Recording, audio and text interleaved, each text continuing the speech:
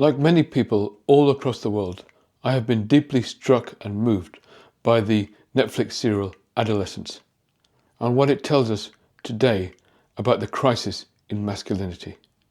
I made another video, which I'll share in this description, talking about why so many men voted for Trump in the last US election and why there's a rightward shift amongst so many men in recent years across the world. I talked there about how it is a result of a real decline in educational attainment, in employment prospects, and in relationship prospects for young men over recent years. And what that all leads to is a deep sense of insecurity amongst young men, a sense of not being worthy, a sense of not being attractive, a sense of not being appealing to anybody at all, let alone the other sex. And adolescence really demonstrated that very powerfully in the form of the young boy Jamie and how he felt about himself and how appealing he might be to other people. Jamie, I asked whether you were attracted to women. Do you think women are attracted to you? What sort of questions are? Well, what do you think? Do you think girls are attracted to you? No. Of course not. Why, of course not? Because I'm ugly. How does that make you feel? That deep insecurity about how attractive or how likable he is was central to his story, to what led him to do the heinous thing that he ultimately did. But that sense of insecurity actually does exist widespread amongst many men today, and part of the reason it has been so exacerbated and so expanded across the world is the impact of these toxic male influences. You see, they have a very specific modus operandi, and what they do is they find insecure and vulnerable young men, a huge pool from which to select. They use algorithms and social media to ensnare them, and they start to tell them that your problems are not your fault, they're caused by women. As with all radicalization, I've written books on radicalization in the past in various forms. As with all radicalization, it is essentially a toxin disguised as a cure. It makes young men feel better about themselves by being told that they're not responsible, that women are, and that there's something they can do about it if they just join their classes and courses.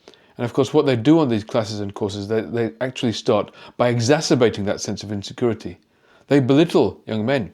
They literally have these rituals where they verbally abuse them, calling them beaters and cucks and all sorts of things. And if you pay more money, you can actually be physically abused. There's like a premium membership that Andrew Tate has, where people come and meet him in Romania and enter into a boxing ring with some people who literally beat them up. So they start by this heightening of that insecurity because they need that to be the fuel for the next stage. And the next stage is then about telling them that the solution is for them to learn to dominate, for them to learn to intimidate, for them to learn to prey on the fears of others, just like they have been doing to them. I teach them techniques of how to overwhelm and ultimately assault women. And they teach them how that gives them a sense of superiority, how it gives them what they always lacked, how it can make them really feel good and better about themselves. They have a whole script and a whole pipeline, turning vulnerable and insecure young men into unthinking and reflexively aggressive abusers. And they were given a shot in the arm by Donald Trump and his election in recent months. You see, as we know, one of the most high profile of these influences is Andrew Tate, and he was incarcerated by Romanian authorities, wanted for multiple sexual assaults and violence against women, something that is a common theme amongst these toxic male influences. There's a news item out of the White House that I think is worth all of us kind of focusing on what it is that they're doing and why they're doing it. It's related to Andrew Tate. He's a self-described misogynist influencer. He's kind of like the worst of the bros in the manosphere. And he had been arrested in 2022. He was charged with human trafficking, sexual misconduct, and money laundering, as well as starting an organized crime group. And the Trump administration today decided that they wanted to get involved with that. They're pressuring the Romanians to lift the restrictions to let Andrew Tate free to spread his bile. I don't know like how much you have paid attention to Andrew Tate, but I mean like truly like the worst of the worst. Is the kind of person who like is just truly vile on a personal level in terms of like his own life, and then also just like an insanely toxic presence as like a member of the public life. And then what happened is after Trump won the election, Donald Trump Jr. started to speak out in favor of Andrew Tate and say that he did not believe his convictions were in any way justified. Then during a Berlin Security Summit in February, an envoy of Trump's, then met with the foreign minister of Romania and made some representations on this issue. And within weeks, Tate was released. And earlier this month, he landed a free man in Florida. Of course, it's not hard to see the connection. One team of sexual abusers releasing and welcoming another. They're both of the same ilk. They're both about domination. They're both about hatred of women. And so now they are coming together.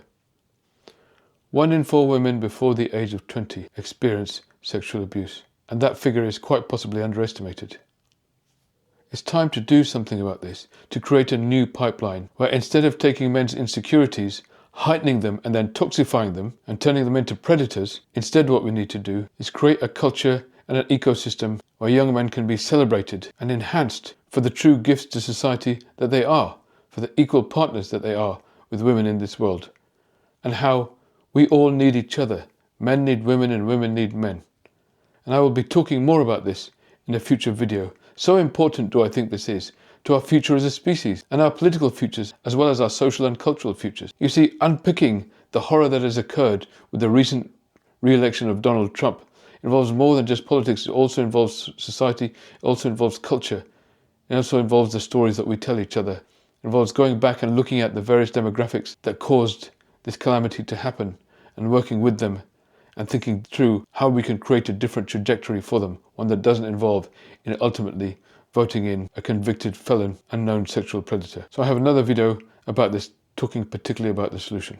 But in order to develop any solution, we need to understand the cause. And that is what has happened here. Understandable insecurities because of what's happening in the economy, in education right now to young men are preyed upon by genuinely toxic individuals. It's now time for us to take their power away and bring young men back. Thank you for watching my video. I'm a psychiatrist. I'm also interested in philosophy and public policy and politics. And I aim to make a number of videos about these subjects and particularly the intersection between them.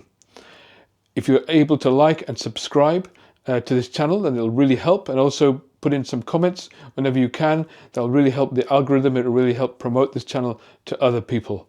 Now, beyond that, we are all, unfortunately, at the behest of a very small number of people who seem to run everything these days.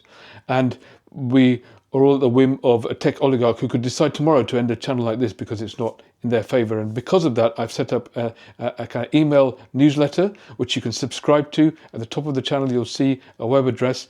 Please go there and subscribe to my newsletter. That way you can stay in touch with the videos I'm making. At least we can keep the content flowing. So I hope you can do that. And I hope we can keep talking and also gain clarity, not just about what's happening right now, but how we can get through this, how we can improve things to make a better tomorrow together.